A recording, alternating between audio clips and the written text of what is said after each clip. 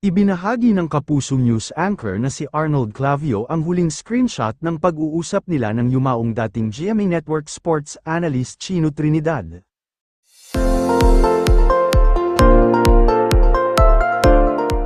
Sa Instagram post ni Arnold nitong linggo, July 14, ibinahagi niya ang pangungumusta sa kanya ni Trinidad nang maratay siya sa ospital dahil sa hemorrhagic stroke, na nasurvive naman niya. Naibahagi rin ni Arnold ang dahilan ng pagkamatay ng dating kasamahan sa GMA News Department. Bahagi rin ng post ang formal niyang pamamaalam sa kaibigan. Sinabi rin ni Arnold na ikumusta sila ni Trinidad sa yumaong GMA News anchor na si Mike Enriquez.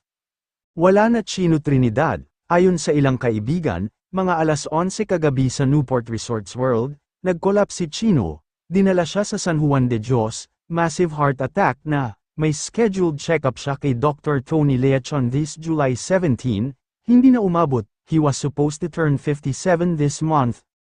Kinumusta mo pa ako noong June 15, ilang araw matapos ako ay nagkaroon ng hemorrhagic stroke, rest in peace bro, enjoy your journey, pakikumusta mo na rin kami kay Ama, Mike Enriquez, paalam, aniya.